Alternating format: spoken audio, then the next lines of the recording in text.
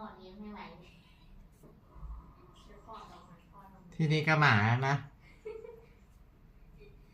ที่บ้านใหญ่ก็แมวที่มีอยู่ก็หลายตัวนะ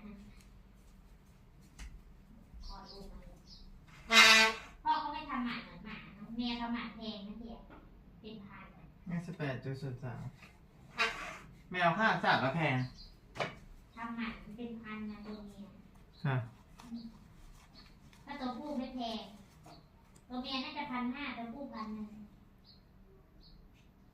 ค่ะเดี๋ยวหมาเขาไปทำฟรีเขาจัดไป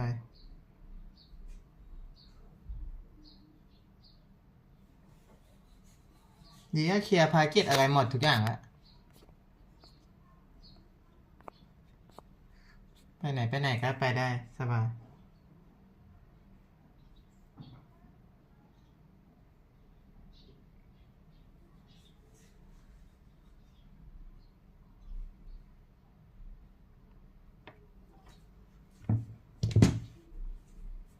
ในห้องน้ำถ้ามันแดดแรกมันเข้าได้ปะอันไหนอันแรกอันที่นั่งยองๆก็เข้าได้เดี๋ยวเข้าได้เราไม่เคยเข้าใช่ห้องที่2มันแตกคุณรู้อ่ะเขาได้ดูที่เธอฉี่มันจะออกมาที่เท้ายังไม่รู้อ่ะจนฝ่ายแช่โอ้ยออกมาเทียบไปออกมาลอย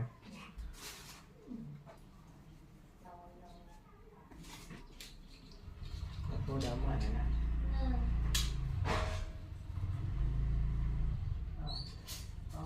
ความจริง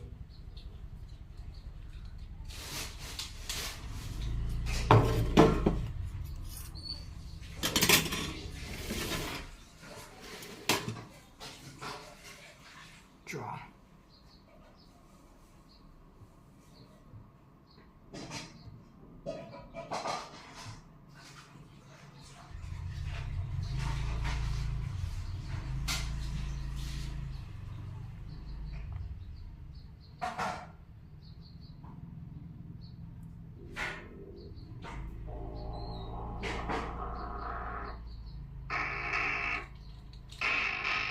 เอากินให้หมดกลัวจะไม่ได้กินเอาละเฮ้ยจะขายหมดเรามีกินเปล่ากลัวเต็ม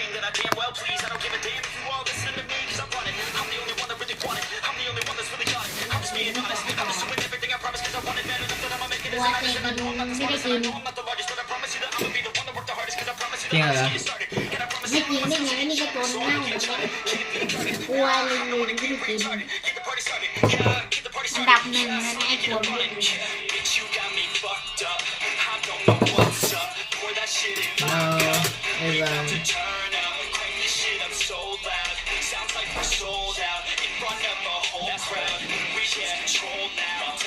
everyone personally. Everybody got a different version of me. Everybody gotta be learning from me. Everybody wanna be working with me. And I feel like there's uncertainty and urgency to find out what you wanna be. But honestly, when your mind's constantly, so stop and find whatever you wanna be.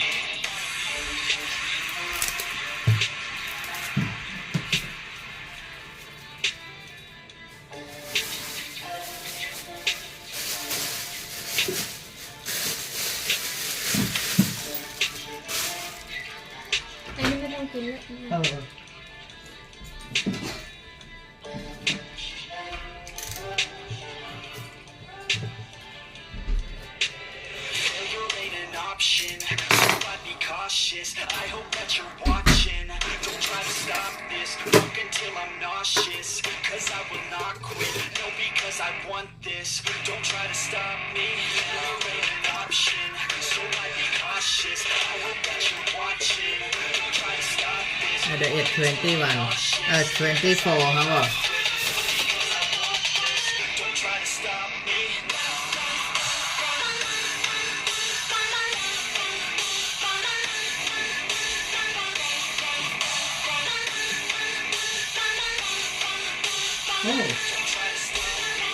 I don't know.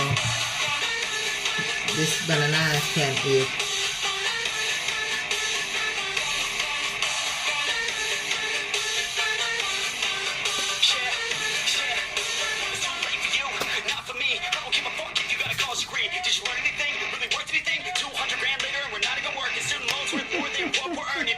I learned is to keep on searching, find your true passion and get to work. You better take action or you end up serving. Yeah, that's a fact. So you better clean up your act. So you better raise up a sack and tell the world that you're stuck on that. Don't come back, pack your bags. You take a trip and don't relax. You hit the switch and just attack. You find your niche and make some racks. Don't hold back. Everybody wake up. It's time to break up with the life you made up. It's time to trade up. Live the life you want now. A life you don't doubt. I can give a fuck how. Just figure it out. Wake up, man, this life is a blur. Everyone's got an opinion, so which one you prefer? Cause I'll give you one that's coming from an entrepreneur. Don't give up on your dream if it's what you deserve.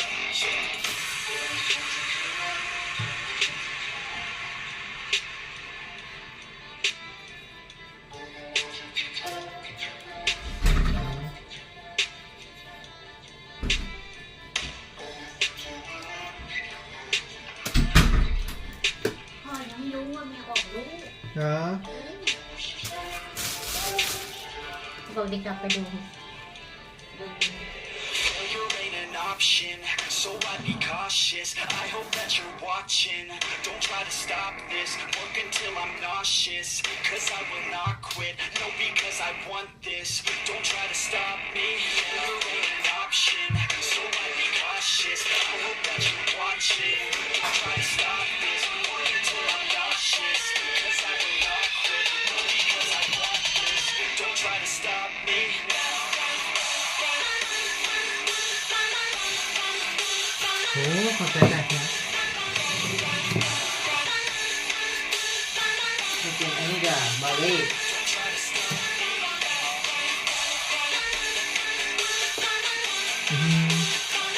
มิกเบอร์รี่อะไรวะ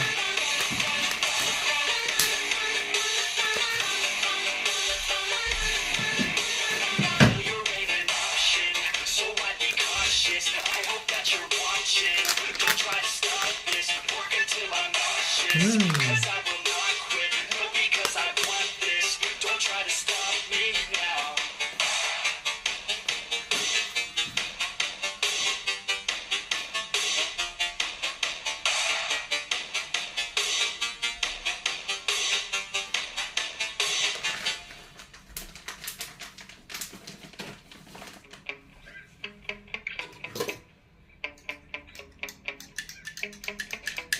Yo. Sometimes I get so mad, there's no controlling me, and my thoughts get so bad, I'm like, I might grab a bat, I don't know, my wrath, my blood boils over like, oh God, here goes, I lost all feeling from my head to my toes, you said some shit that I can't let go, so just stay tuned for the rest of the show. So have you ever felt betrayed, switches how you see things, realize something needs change, cause I know you got me fucked up, let me show you what's up. Cause enough is enough. I'll take a face full of pavement just to make a statement. I know there's no turning back. Oh God, adrenaline wasted, so mad I can taste it. I know there's no turning back. Do what it takes, I ain't making mistakes like that. I'll bleed on your face to make you go take it back. I'll lose my shit, I go crazy when I'm mad. And now you go wish you would shut the fuck up real bad.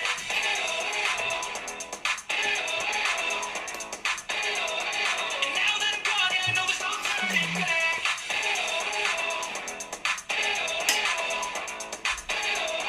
And now that I'm gone, yeah, I know there's no turning back. I'll fucking take smoke, I'ma poke a hole through you, choke, it's overdue. Come at me and you won't get any older, dude. Crack your holder too. Heat it up inside of me, blood so violently. Thanks for trying me. Now it's finally time to see how this rivalry becomes a dynasty.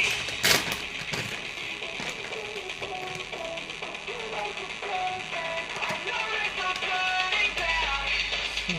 Oh God, adrenaline wasted, so mad I can taste it. I know there's no turning back. I'll do what it takes, I ain't making mistakes like that. I'll bleed on your face to make you go take พา it ข่าวพาเดอร์ I'll lose my shit, I go crazy when I'm mad. And now you go wish you would shut the fuck up real bad.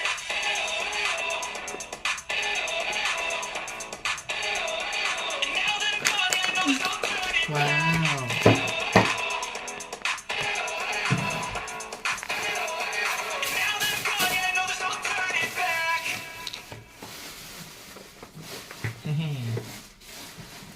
มาวัตเตอร์มีบ้าง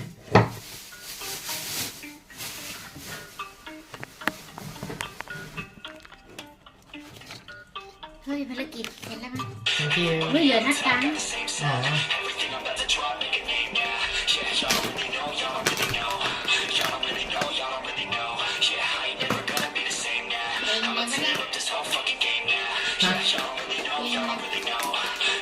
เพลงที่ใช้ออกกำลังกาย โอเค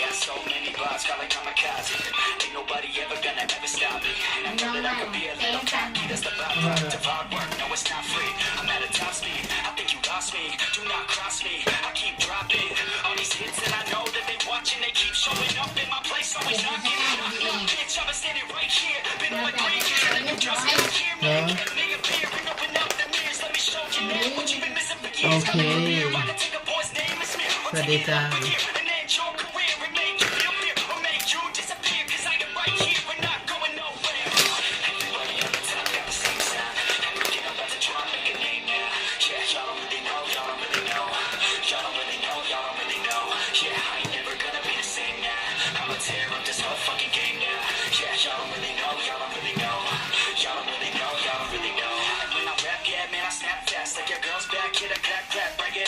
Shiny like a quick snack, like it when I'm all up in there. I'm finna win it like I win stacks. Every single that I'm in, man, it's been fat. These haters all get whacked when I spit fast. These haters all get bit in the pit fast. You better get cracked, so you better move fast. Y'all don't wanna play with the pro, not today.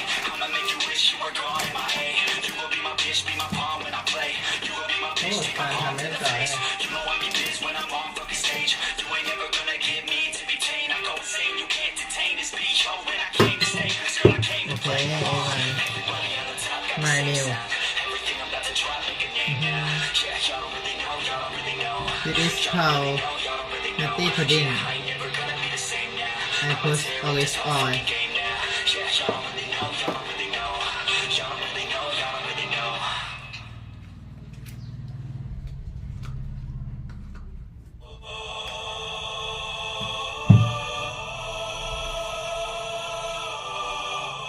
This is mixed berry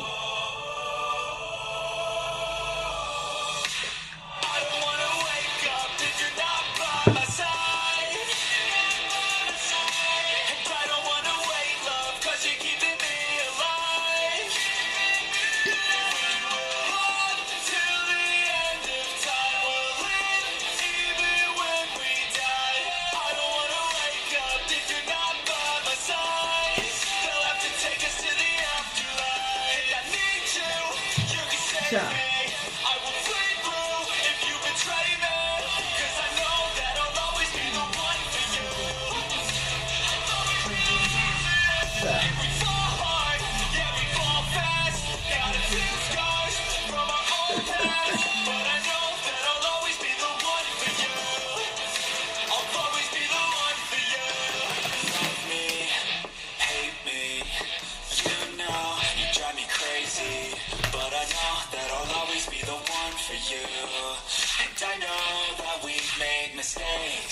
But I know that we'll be okay.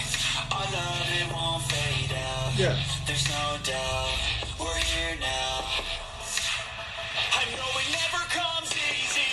Believe me, I need someone I can trust with keeping. It never comes easy. Believe me, believe me. And when my soul came crashing down, you fell in my life somehow. You by my side till the Yeah.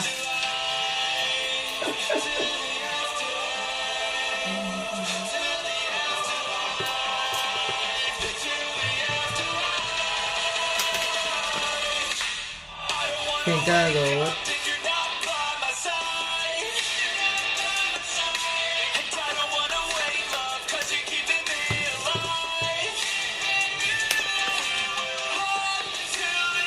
Coca-Cola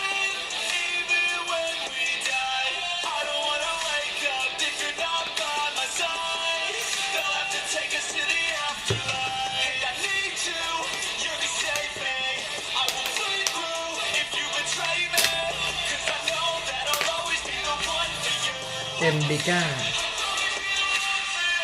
And we fall hard, yeah we fall fast. Got a few scars from our old past, but I know that I'll always be the one for you. I'll always be the one for you. and curcumin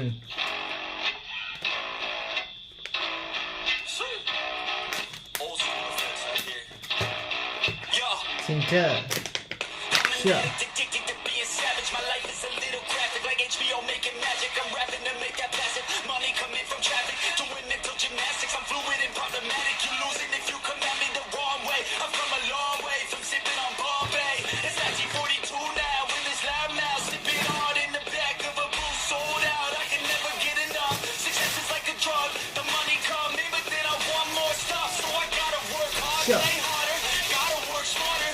Time is money, yeah, money is harder. So I'm not giving up. No, I'm not giving in. I was born in this world, I swear to make a difference. And if you need a mentor, I got something for you, kid. Just watch the way I move and try your best to copy it. Like the CEO, I move like an athlete pro. I party like a rock star show. I live every day like my last, never know. I run it like a CEO. I move like an athlete ทั้ง pro. หมดอันนี้ว่า I party like a rock star show. I live every day like my last, never know. I run it like a CEO. I move like an athlete pro. I party like a rock star show. I live every day like my last, never know. I run it like a CEO. I move like an athlete pro. I party like a rock star show. I live every day like my last, never know. I like life, it gives you a chance for greatness. And you can waste it, or you can take it. Take control Let's of your go. fate and chase it. I've been running towards dreams since I was just a kid. I've been held down, held back, hated. I've been pissed off, mad, frustrated. I've been loved, admired, and finally made it to the other side.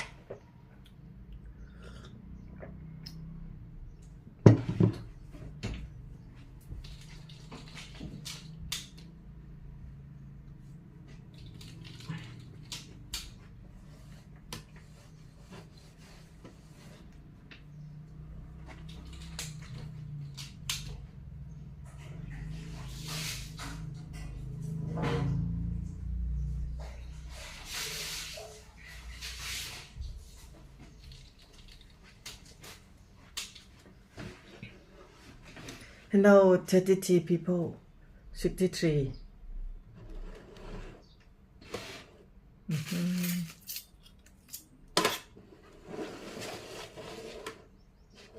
This is my super veggie for longevity.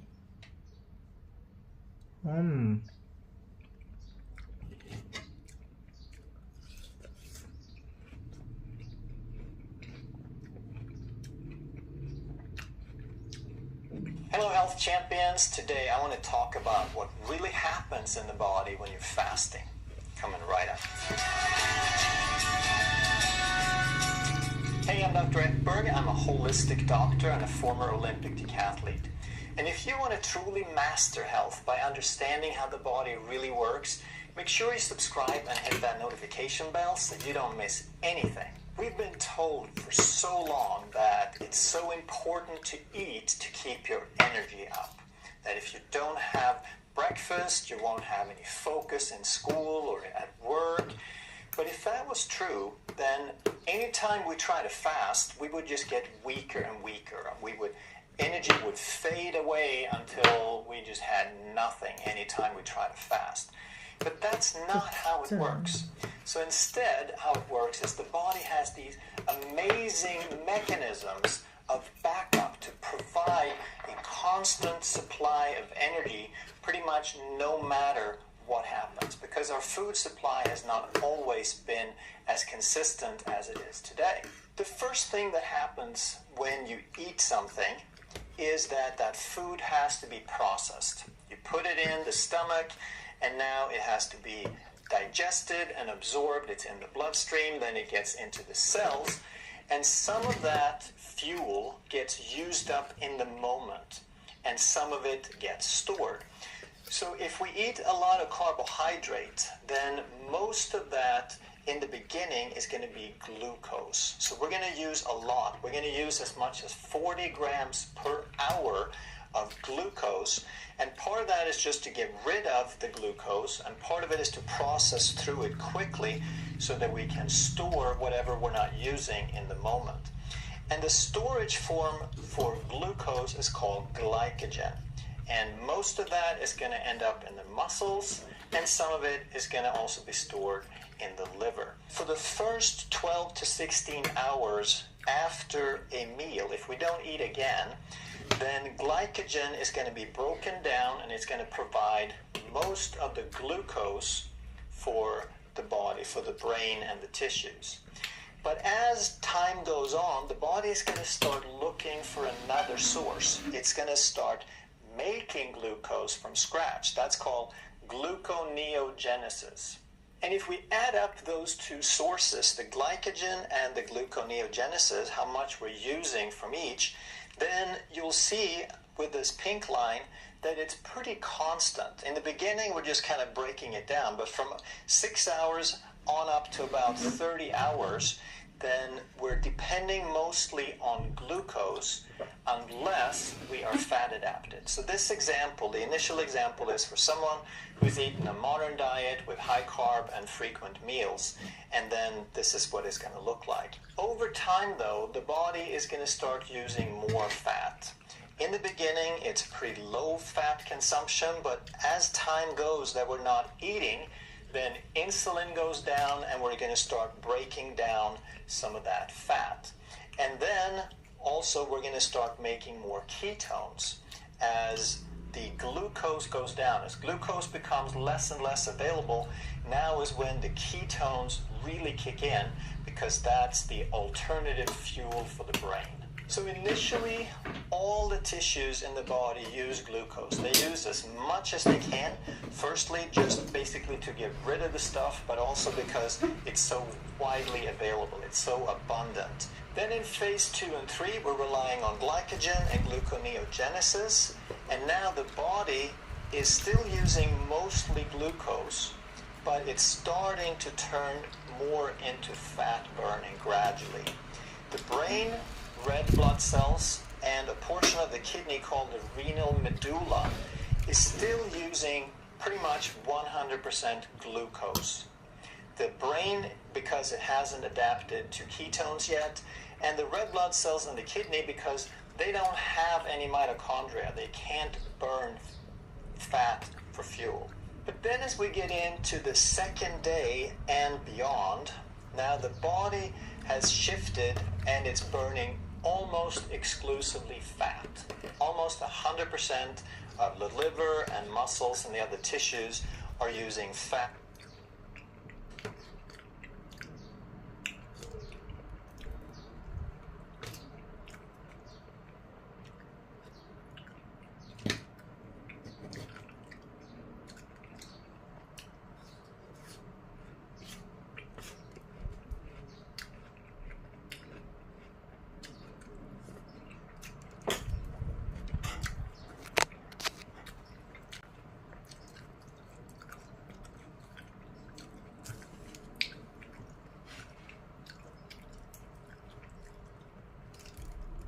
For fuel, because the glucose is being spared for those tissues that can't use fat. So the red blood cells and the renal medulla are still using glucose only.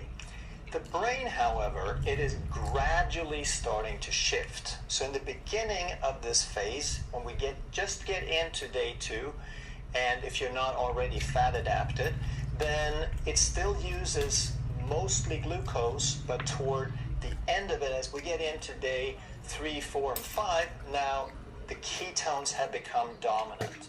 And if you're fat adapted and you go beyond 72 hours, now your ketones are going to provide about 75% of the fuel for the brain. So how does the body do gluconeogenesis? Where does that new sugar come from? Well, there's different glucose sources.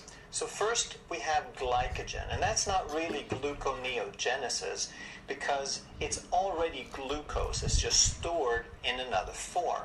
Then we have lactic acid and pyruvate, and those are byproducts of breaking down glucose for energy when we don't have enough oxygen. So either those tissues, the red blood cells or the kidney, when they can't use fat, or when muscles are working at a high intensity when there's not enough oxygen, then we're using glycolysis and we get lactic acid and pyruvate.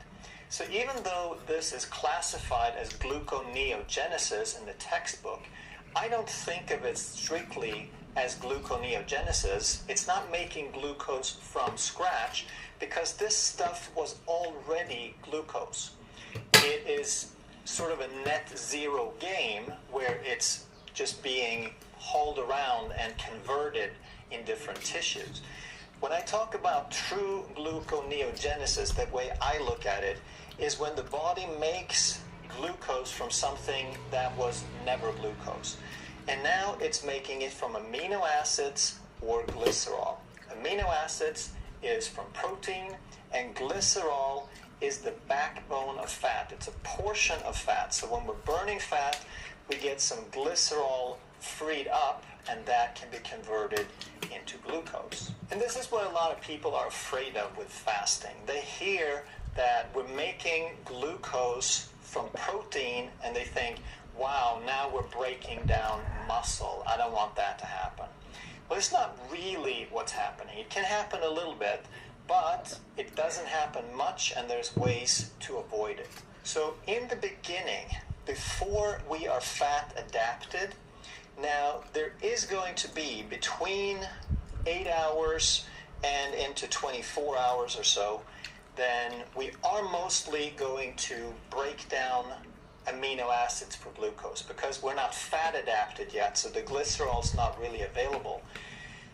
But first of all, it's a limited time, and secondly, it's not all muscle tissue. Some of this is loose skin, some of it is old dead cells, and some of it is just junk and debris and pathogens in the body that we're trying to get rid of. And then something else happens, which is autophagy and an increase in growth hormone. So already after about 12 hours, we have a significant increase in growth hormone. And this keeps growing over the next week, so that after 2 days, we already have a 5-fold increase in growth hormone. And this does two things. Both autophagy and growth hormone kind of work together, and they make the body better at recycling. And they also promote fat burning. And when we burn more fat, we make more glycerol available. So now we have that to make glucose from. But growth hormone also builds muscle. It is muscle sparing. And autophagy and growth hormone put together prioritizes using protein for structural tissue, not for fuel. So even though we can burn a little bit of muscle for the first few hours of gluconeogenesis, that's not an ongoing process. And in the long run, there is very, very little loss of muscle. The body is way too smart to be burning protein for fuel when there is any fat available. And then in phase 4 and 5, some other really cool things happen. These are all the benefits from fasting. We get an increase in brain-derived neurotrophic factor, BDNF, which together with growth hormone is like miracle growth for the brain. What that means is anytime you learn something, you make new connections. You rewire your brain. Anytime you repair something, you rewire your brain. And this happens exponentially better when we have more of these hormones. So fasting and autophagy is some of the best things that we can have for repairing and improving the brain. We further improve immunity, and once we get past the 48 into 72 hours, now the stem cell production, which is involved in body repair and healing, increases tremendously, so our repairability goes up from there. Now, if we look a bit at the time scale here, we see we're starting with hours here, and then we get into day 2 and 3 and 4 and up to day 16 and 32. And you're thinking, wow, that's a really long time to fast. I don't think I can do that. Well, remember, this is what happens when we take people who have a modern lifestyle. They eat a bunch of carbs, they eat frequent meals, they're probably a little overweight and insulin resistant. This is how long it's going to take them to get truly fat adapted, to where their systems are really stable and just going on in a steady state. But it's going to take that long whether you fast or whether you get fat adapted some other way. So if you do a low carb diet or keto diet, then you're going to get fat adapted. This keto curve, this keto production curve of ketones, it's going to be pretty high. It's going to be readily available on an ongoing basis. So if you're fat adapted and you're keto adapted, then you're pretty much never going to leave phase 4. You're going to eat here and there. Your body's going to build up some glycogen for emergencies, but you're still going to have that metabolic flexibility that you're pretty much just going to exist in phase 4. So what I recommend people do, based on our knowledge of all these benefits, is if you have reached a health state, if you've reached a weight that you're happy with, then you're looking for maintenance. And now what you do is you maintain a low-carb, high-fat diet, which again, where you are on that scale is low-carb 30 grams or 50 or 80. It's going to depend on you, and you got to figure out where you are. I also recommend that you do some form of intermittent fasting. It could be a 16-8 or an 18-6, meaning you eat for 6 hours during the day and you fast the other 18. And depending on how easy or hard it is for you to gain weight or lose weight, some people lose too much weight and some people put weight back on. So therefore, you're going to probably alternate somewhere between 18-6 and OMAD depending on the person. I can't do OMAD all the time because I lose too much weight, but I want the benefits of this extended fasting, so I alternate between these two. And then what you can do is make a longer fast once or twice a month. So if you have dinner at 6 and then you don't eat at all the next day, and then you have breakfast, you got a 36-hour fast. If you skip breakfast, go to lunch, you got a 42-hour fast. And I think it's a great idea to do this once or twice a month. Then, a couple of times a year, maybe once a quarter, maybe twice a year, you do a longer fast. Because if you go beyond 3 days, now you're getting into some serious stem cell production, some deep states of autophagy and repair. And this is pretty much what I do. This is what I would recommend for maintenance. However, if you are looking to reverse a condition, maybe you have a disease, maybe you have some obesity, maybe you have some cancer or some autoimmunity, now you just want to do maybe a little bit more. You don't have to. If this does the trick for you, then just do that. But if you notice that that weight still won't budge, then you do a little more as needed. So now maybe you do more OMAD, maybe you skip the 18-6 altogether, maybe you do 18-6 once a week, maybe you do the 36 to 42-hour fast once a week instead of twice a month, and maybe you do the 3 to 5 days all the way up to 7 or 10 days, and you do that once a month or every 6 weeks or something like that. So there's no hard and set rule for how to do this. You got to figure out how your body works, how are you feeling when you do these things, and most importantly, don't rush into it. Do this gradually, learn how your body functions, learn how it feels, and then you move on from there. If you enjoyed this video, you're really going to love that one next. Thank you. Hello health champions. Today we're going to talk about what would happen if you were to drink lemon water every day for 30 days. You may be surprised by some of the benefits you will learn. Plus, at the end, we're going to talk about under what circumstances you really want to drink lemon water. Lemon water is supposed to help with all kinds of things, such as kidney stones, and cancer, and heart disease. It's supposed to help you lose weight and help with anxiety and depression, reduce anemia, improve your digestion, cleanse the liver, and even lower cholesterol and help with cardiovascular disease and stroke. So in today's video, I want to help you understand which ones of these claims might actually be valid and which ones you want to take with a grain of salt. What about kidney stones? Well, kidney stones are primarily made up of calcium and oxalates. And lemon contain citric acid or citrate, and this citrate can bind with these oxalates and transport them out of the body without forming stones. So the citrate can actually protect you from kidney stones.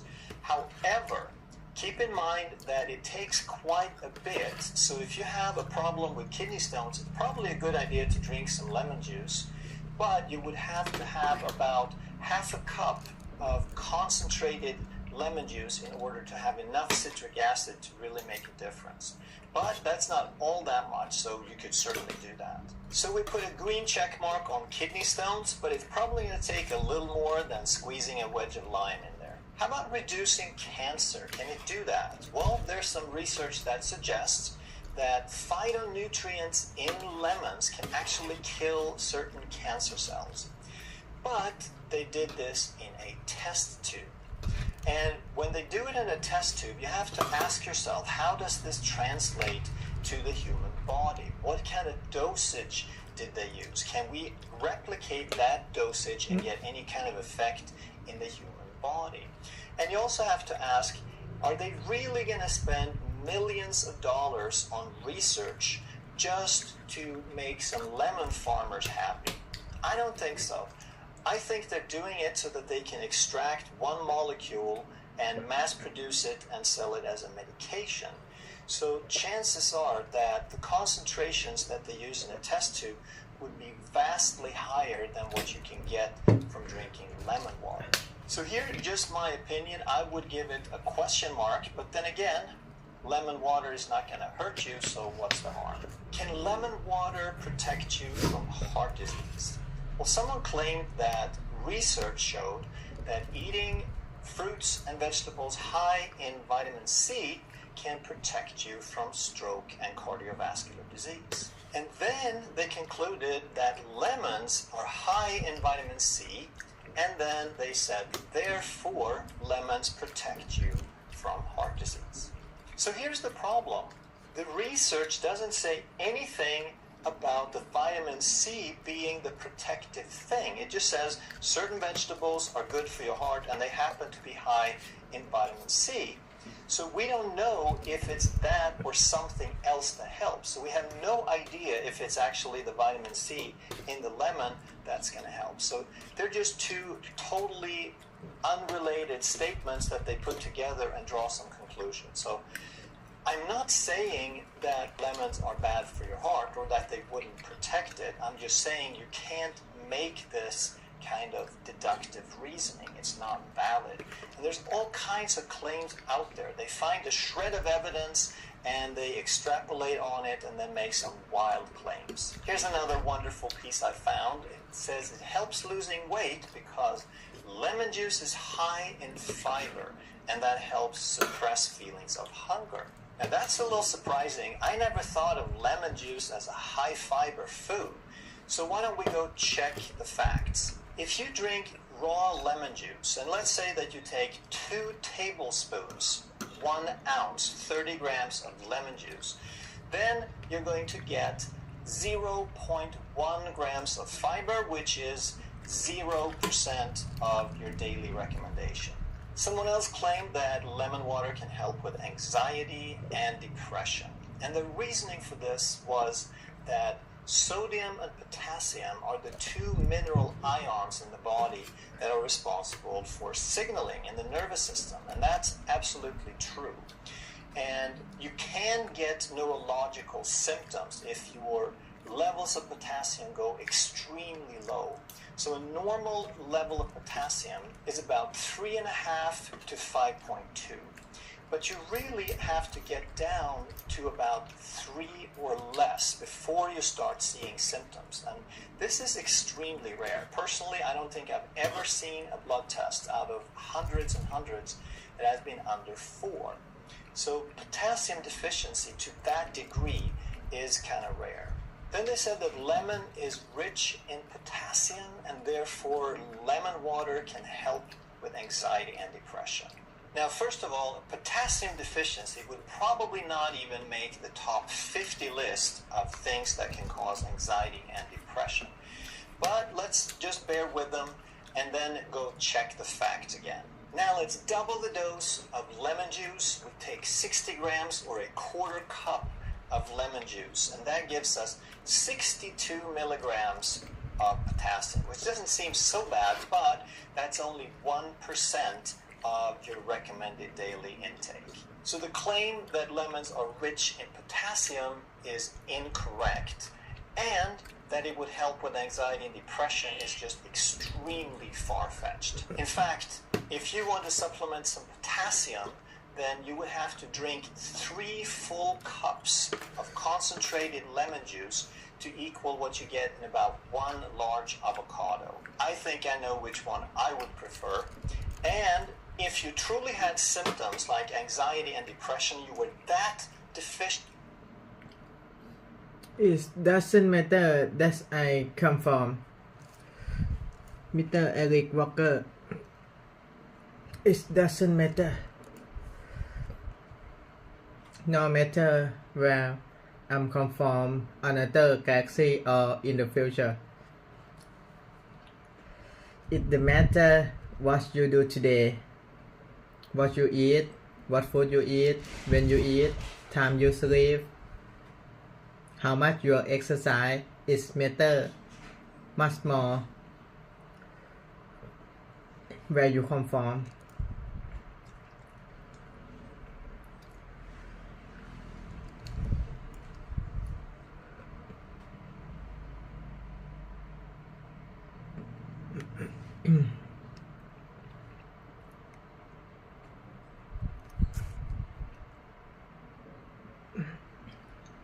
In potassium, then you would probably want to have a therapeutic dose, something like the full 100% daily allowance of potassium, which means that you would need to drink 1.2 gallons of concentrated lemon juice, or 4.6 liters.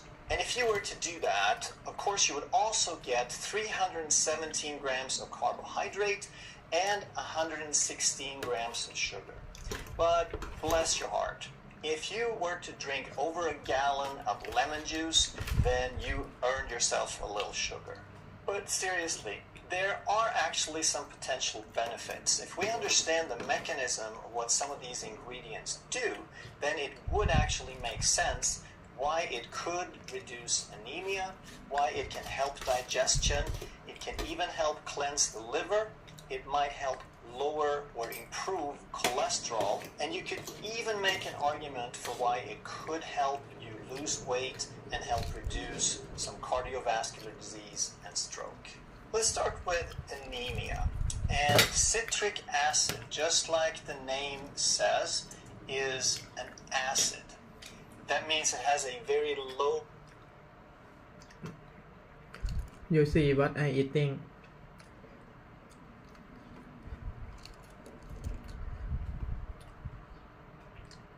If you want to eat like me, I will answer you. But if you not, I will not answer you. pH, and pH is very important for signaling in the body. So when we have citric acid, which is acidic, then it's going to signal and increase the production of hydrochloric acid so that we start making acid. So we reduce the pH in the stomach much sooner than we would otherwise. And with a lower pH in the stomach, we're actually going to improve the absorption of iron. And this is especially important for vegans because the type of iron in plants is different.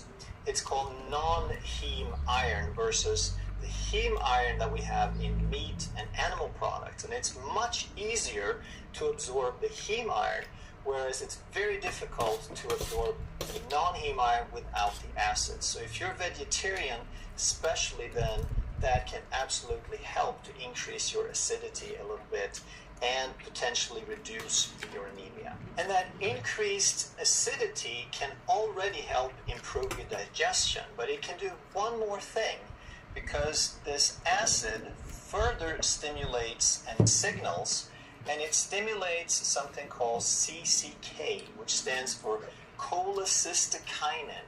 And that's a hormone that is responsible for kicking the gallbladder into gear. It makes the gallbladder contract and release bile. And bile is another component. So we need acid to break down proteins, to stimulate pepsinogen to become pepsin, which is an enzyme to break down protein. But then the cholecystokinin helps release bile, and this bile helps us digest fat. But interestingly, this can also help cleanse the liver, because what the liver does, it basically takes fat-soluble toxins and renders them harmless by making them water-soluble. And then it dumps these water-soluble end products into the bile. And that's one way that we get rid of things. It's a main method that the liver gets rid of toxins, by dumping them in the bile, which are stored in the gallbladder. But then the cholecystokinin comes in and makes the gallbladder squeeze and release some of that toxin. So there's a dual purpose here. It helps us get rid of toxins, and it helps us digest fat better. But without the acid, without the cholecystokinin, the gallbladder can become sluggish. It gets backed up. And if it gets backed up, now the liver doesn't really have a place to dump its toxins. So the outflow of the liver gets slowed down or clogged up. So with acid, we can keep that process going and allow the liver more easy exits of the toxins. Now, this same mechanism can even help your body regulate cholesterol. And the reason is that bile is made from cholesterol. So when we have a stagnant gallbladder, if we're not flushing out that bile, then there is no reason for the body to make new bile, because it's clogged up. And then if we release that gallbladder, if we empty that on a regular basis, then we need to make more bile. We need to make new bile from cholesterol. So that helps us keep that cholesterol in circulation, and it helps the body regulate cholesterol when there's a turnover. But now this story gets really interesting, and this has to do with how carbohydrates are digested in the body. So in the mouth, you have saliva, and there's something called salivary amylase. And this is an enzyme that breaks down carbohydrates. We have some in the mouth, and then in the pancreas, we have pancreatic amylase. And they used to think that the salivary amylase just worked while you were chewing for a few minutes. And then when the salivary amylase got into the stomach, it was neutralized by the acid, because that's what happened. It's an enzyme, and as soon as there's some acid, it degrades and degenerates that enzyme. But what actually happens is that the acid in the stomach could take 30 minutes, 60 minutes, or sometimes even more. And during all that time, the salivary amylase is digesting carbohydrates in the stomach. So if you eat just carbohydrates, like bread, with nothing else with it, then all of that, or most of that carbohydrate, is going to be quickly